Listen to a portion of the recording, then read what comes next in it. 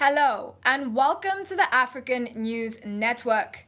We bring you a momentous and unprecedented shift in American politics. President Joe Biden bows out of the 2024 presidential race after weeks of turmoil. In a dramatic and isolated fashion, President Joe Biden has exited, his decision made public through a letter on X, formerly known as Twitter, while recovering from what is said to be COVID-19 at his Delaware beach house. This marks an extraordinary chapter in modern political history. Let's rewind to where it all began. June 27th saw President Biden facing former President Donald Trump in the first presidential debates held in Atlanta. What was intended to be a defining moment for Biden turned into a political debacle, shaking the very foundations of his campaign. Biden's performance raised significant concerns about his age and health, leading to a cascade of party defections and declining poll numbers. For the next 24 days, Biden staunchly maintained his intention to stay in the race. But as pressure from party leaders, lawmakers, and donors intensified, the president found himself increasingly isolated. His inner circle shrank to his closest aides and family members. A retreat to Delaware became inevitable, where the weight of the situation finally prompted Biden to reconsider his stance. So, how did Biden arrive at this historic decision?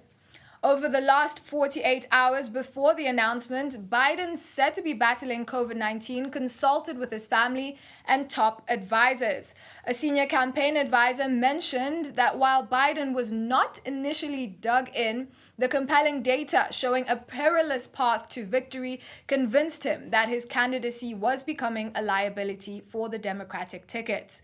One might wonder, what specific data led to this decision? It wasn't a single poll or the influence of a particular Democratic official. Instead, it was a comprehensive assessment highlighting his dwindling national and swing state numbers and the potential acceleration of party defections. The blunt reality became clear. The path to a viable campaign had been severely compromised. This decision is unprecedented. Never before has a sitting president withdrawn from a re-election race this close to election day.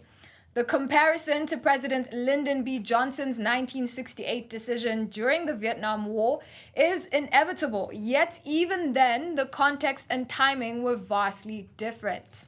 In his exit, Biden has endorsed Vice President KAMALA Harris, hoping to quickly unify the Democratic Party. But this endorsement also reshapes the campaign landscape just 107 days before the election.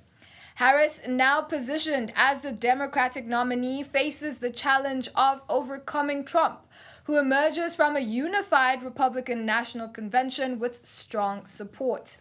On the Republican side, Trump's campaign quickly pivoted to confront the new reality. They've begun framing Harris as responsible for policies linked to immigration and economic discontent. A recent ad campaign ties her to Biden's perceived failures, branding her as the co-pilot of the administration's agenda. For the Democrats, this is a high-stakes gamble.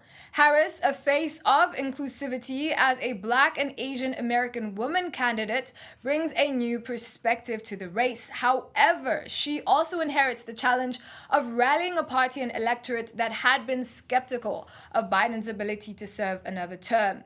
Her background as a former prosecutor and senator may serve her well in prosecuting the political case against Donald Trump. How will the Democratic Party navigate this uncharted territory? Will Harris succeed in uniting the party and energizing key voter blocs? What will the impact of this sudden shift have on the general election dynamics? President Joe Biden's decision to step down is a testament to the pressures and unpredictability of modern politics. As the nation absorbs this seismic shift, all eyes now turn to Kamala Harris and the Democratic Party's next steps. The race to November has never been more intense and the stakes have never been higher. Thank you for joining us today. Stay with us as we continue to bring you the latest developments on this unfolding saga. I'm Cynthia Nivyawandi, and this is the African News Network.